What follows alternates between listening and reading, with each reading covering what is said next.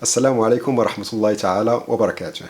Welcome to Totally Arabic, and thank you for taking the time to join me today, the 18th of December 2021, to celebrate specifically the World Arabic Language Day. I thank everybody who joined me today. Unfortunately, if I put everybody's contribution today, it will be a long video or maybe so many videos, but I prefer just to have just one person, and it was really hard to choose from. So basically I just picked one person randomly like this, and it was Suleiman from Nigeria. Now I'm gonna call Suleiman from Nigeria.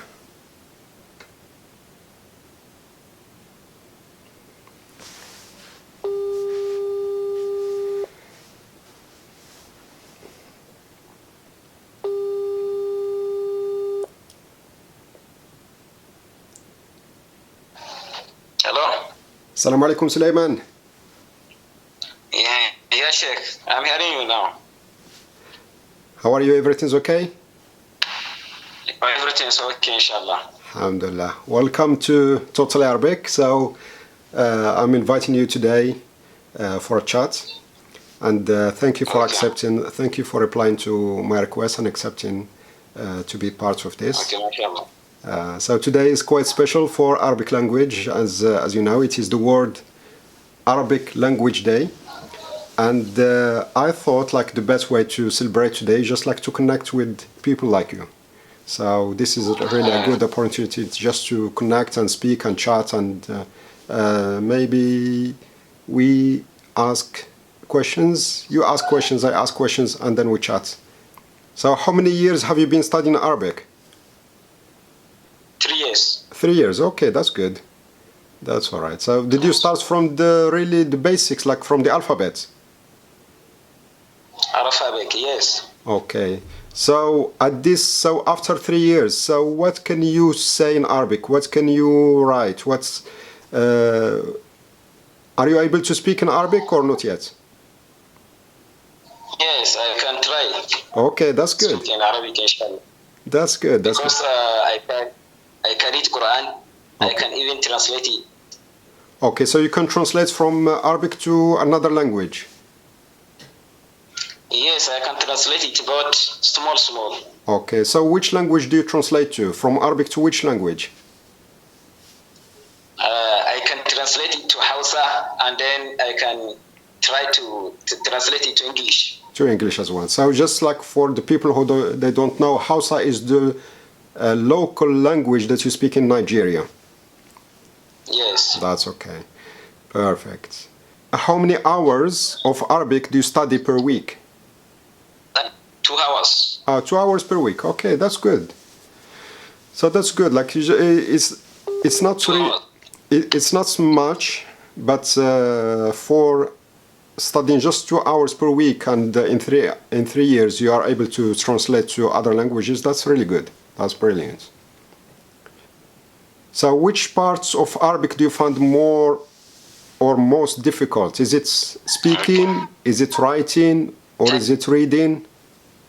I can read it. It is not difficult for me. And then writing is it is not difficult for me. But transmission. So writing is the most difficult part. Translation. Translation is the most. No, translation.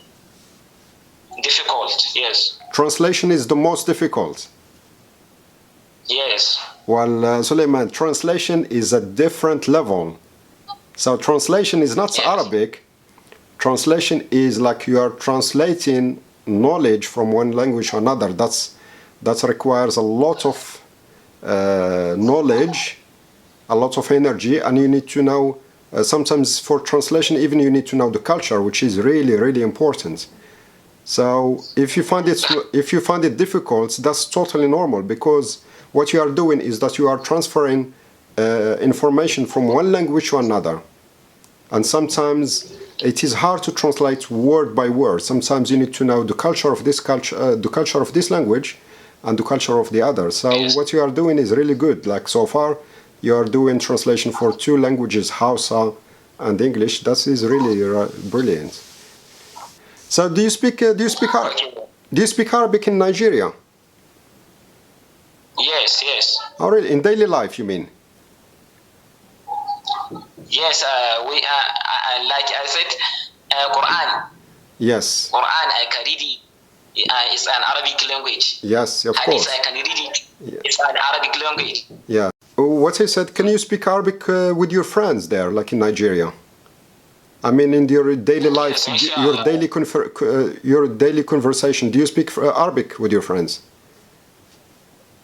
Yes, I can. Okay. Inshallah. Okay. All right. So you prefer to speak Arabic rather than Hausa? No, Hausa than Arabic because Hausa is my mother language.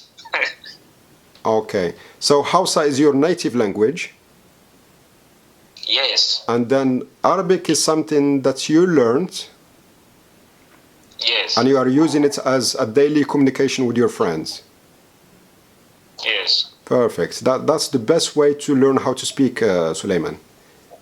Because the language is not a matter of just learning the language. You need to use the language to be able to speak it and to be fluent in that language. Because if you just try to learn and then you just keep the knowledge without being used, you will lose it with time. So what you are doing is really great. Perfect. Do you have any questions, Suleiman, about the Arabic language? About the Arabic language. If yes, I have a question. Okay, go for it. Yeah. Okay. And my question is in Arabic language. Yes, Khalili can represent Habibi because if I wanted to say to my Habibi, someone used to call me my Khalili. What is the difference between? Okay, so this is a good question. What is the difference between Habibi and Khalili? And Khalili? So many people, they know the word Habibi because it's very common. People, they hear it a lot. But there is another one. It is Khalili. The difference between them is that Khalili is more important than Habibi. Okay. So let's make it simpler and let's just say, like, for example, Habibi. If you say to somebody Habibi, that means like there is a love relationship between you and that person. It can be your son, it can be your father, it can be your uncle. So there is a love between you and that person. So Habibi, it will take like 90% from the love. But when you say to somebody Khalili, it is 100%. Okay. Because Khalili, what Khalili means is that you and that person is one. As if like you are that person and that person is you. So there is nothing different. Okay. And that's why for the Muslims, Allah, He has only two people as Khalil. So Yes. He called Muhammad. only two people who are prophets as Khalil. The Prophet Muhammad Yes, and sallallahu alaihi wasallam and the Prophet Ibrahim. Ibrahim. That's the one. So Khalili No. is more important than Habibi No. in terms of value, in terms of connection. Okay. Another question, sir. Okay. جاء محمد نفسه.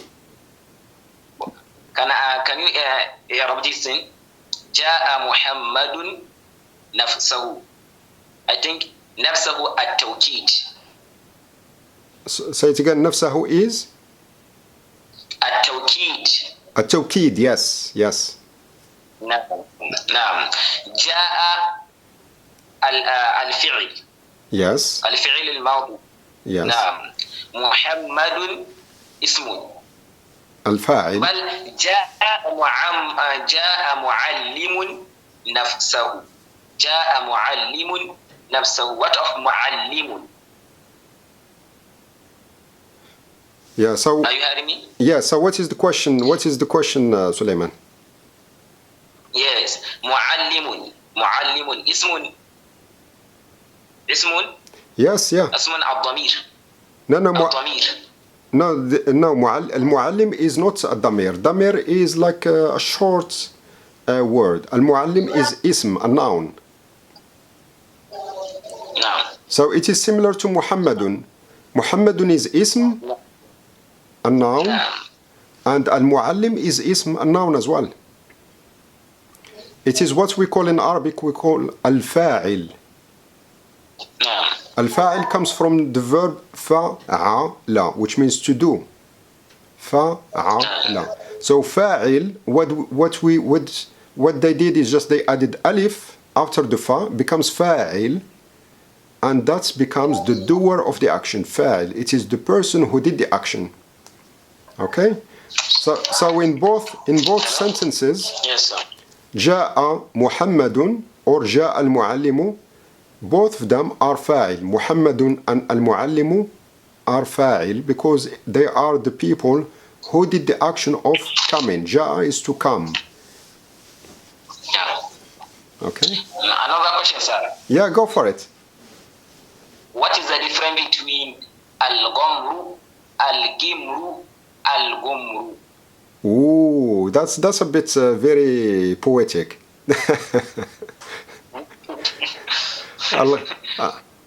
But my question now, why are you interested in this, Suleiman?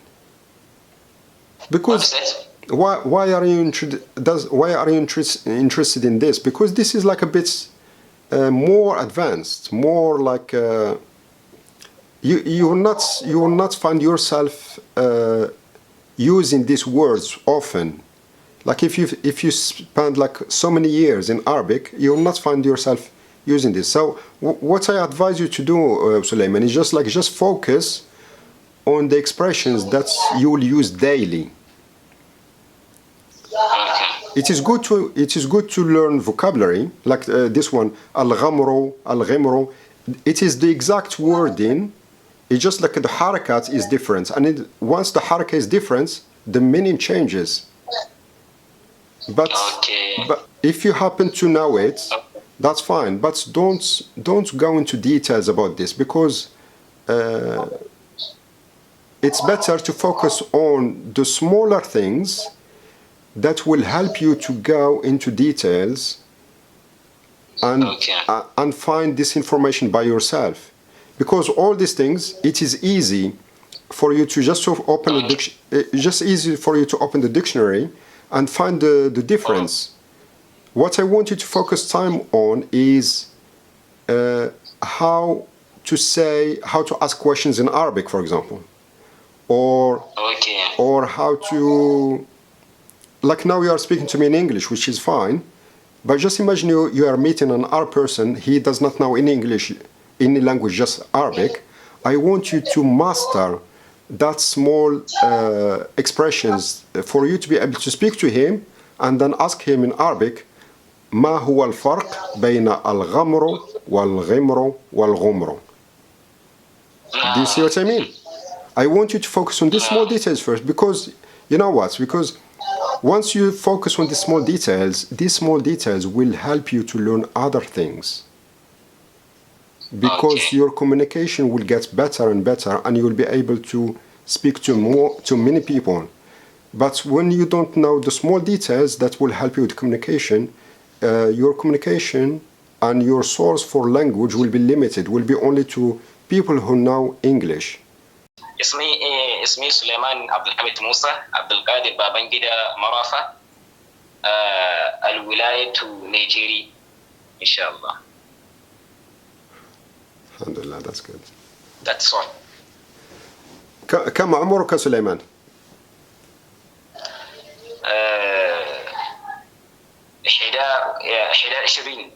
21 عاما. Perfect. 21.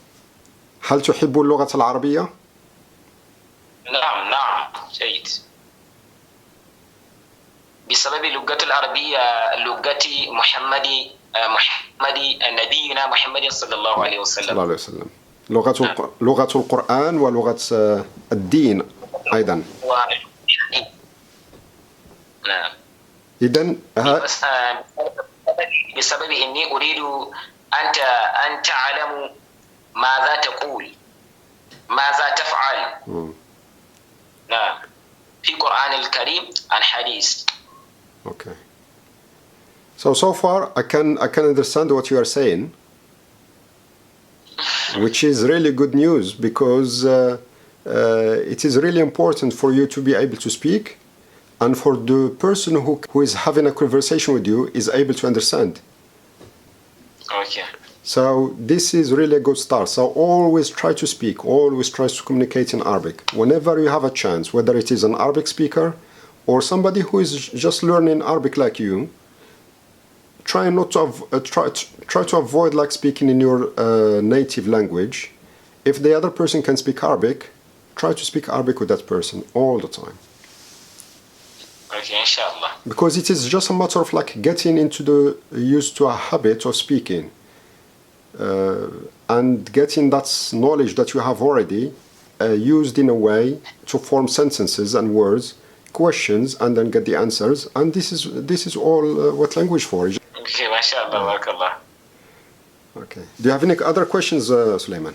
A question that will help you in Arabic straight away now. The problem is this. Are you hearing me?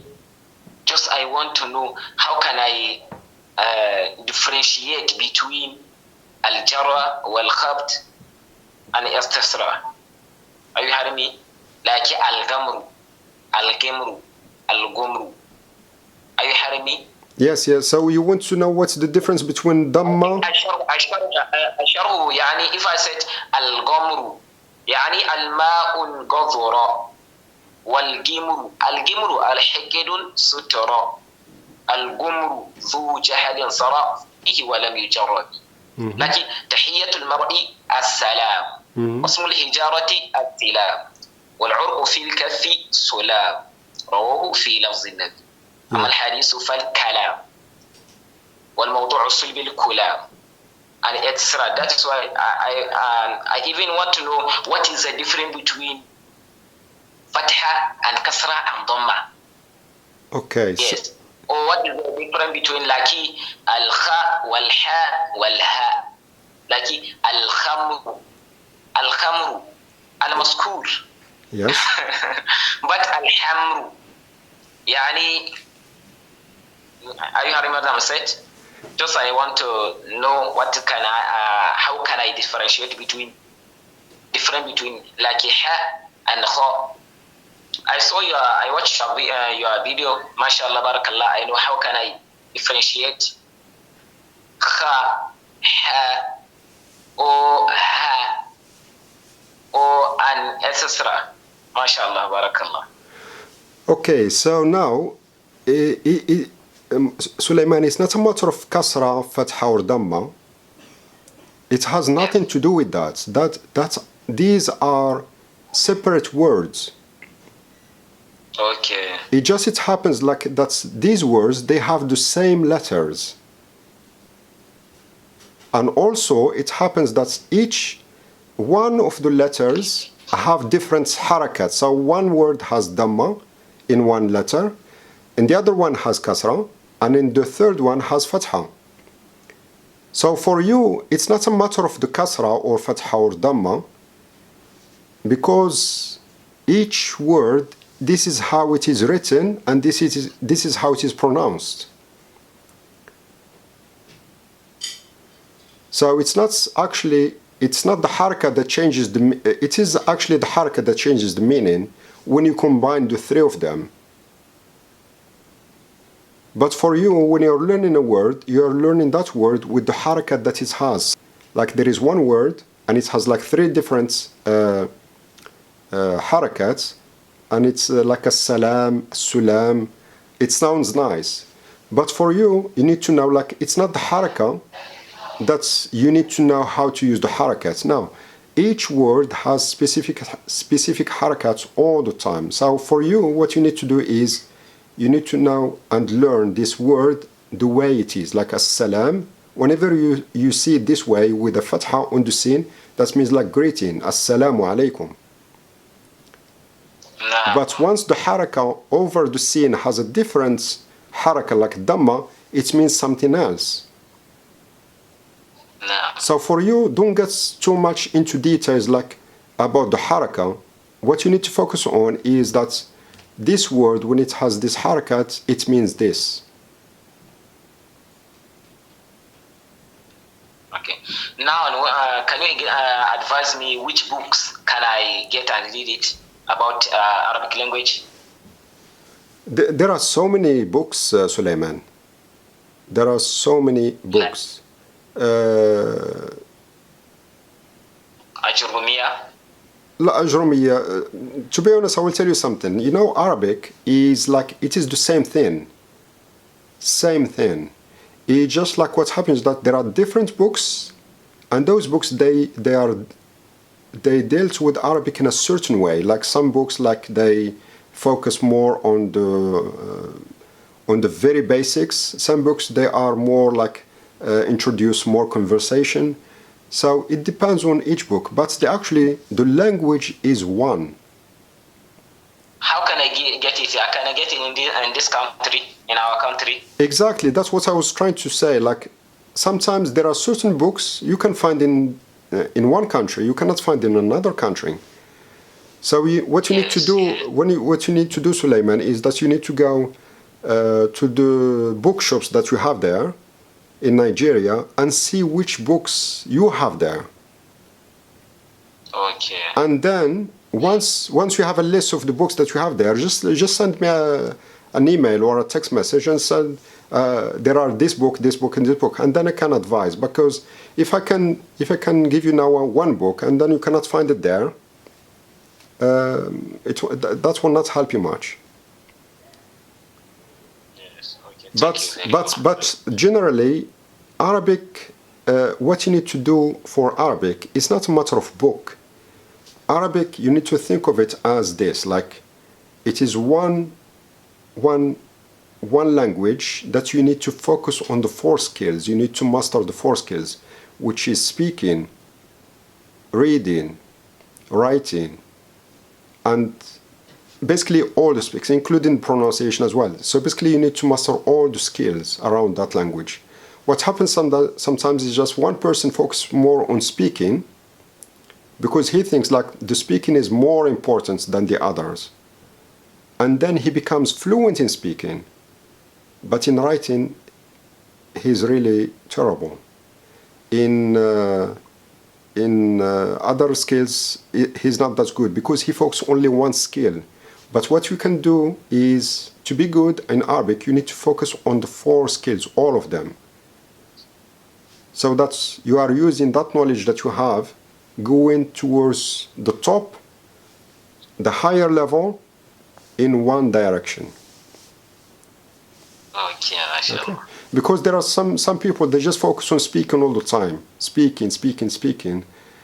And then when they are trying to speak, they make errors because, for example, if they're trying to speak to a woman, they are using the damir for a male, for example. Because their grammar is not that great, so they cannot make a difference between what to use for a woman and what to use for a man. And sometimes, like, there are other people, like, they just focus on speaking, and because in speaking you always speak about yourself. I went to the shop, I went to school, so I always say I. But sometimes you need to speak about you and other people, you and your family. So you start to say we went to school. Yes, so that is plural. Exactly, yeah. So in that case, so you need to know the grammar as well. It's not about only speaking. You need other tools, like just to help you to look as proficient in front of everybody, that you know how to use language when you are using I and you and we and they and all the subjects. Once you reach that level, that means like you know Arabic. Any other questions, Suleiman? No, sir. Thank you. Okay, so I will stop it here, and then what I would say is thank you very much. May Almighty Allah protect you and your family and your country. Amen. Thanks a lot. May Almighty Allah.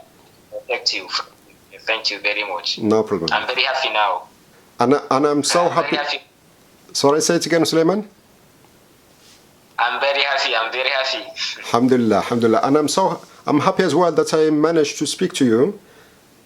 You are in Nigeria, I am somewhere else in the other, but alhamdulillah we have this way to communicate and chat, and this is why I decided today, like this is my way of celebrating the World Arabic Language Day, is just to connect with you, just to have you and give you this chance like to ask whatever questions you have, and even without questions, just to connect, just like not me, just a person that you see on YouTube or Facebook or whatever, or at least I can speak to you face to face. And maybe next time, inshallah, it will be better and better, because always the first time is not that great, second time a little bit, third time becomes better. And that applies to languages as well, Suleiman. So if you find yourself struggling with speaking first time, don't worry about that.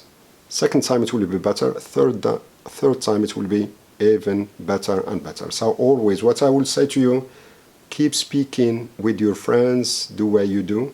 That will help you a lot. Okay, thank you. Okay, it was really nice talking to you, Suleiman. I'm happy to see you and chat with you. And I'm very happy. I'm so happy. Alhamdulillah. That's really nice to hear. Are you okay for me to put this on YouTube? Like basically it will be just your voice, like whatever we spoke about. Are you happy with that, Suleiman? Yes. Okay. Because I'm very happy. because you ask some questions, it will be beneficial for other people as well. So yes. Okay. All right. I'll let you go now. It's already late there in Nigeria. Okay. I wanted to teach you something in Hausa. Go for it. It's good. Yeah. Which one? Which expression is that? Barka da asuba. Say it again. Sannu. Sannu. Yes. That's easy to remember. What does that mean? Sannu. If I say sannu, I think it's a greeting. It's like a hi. Yes. Barka da asuba. Baraka. Barka da asuba. Baraka da asubal. And it means good morning. Baraka da asubal. Asuba. Okay. It means good morning. Perfect. And you know, Suleiman, you are not only teaching me now, you are teaching many people around the world, because not everybody knows that there is a language called Hausa in Nigeria.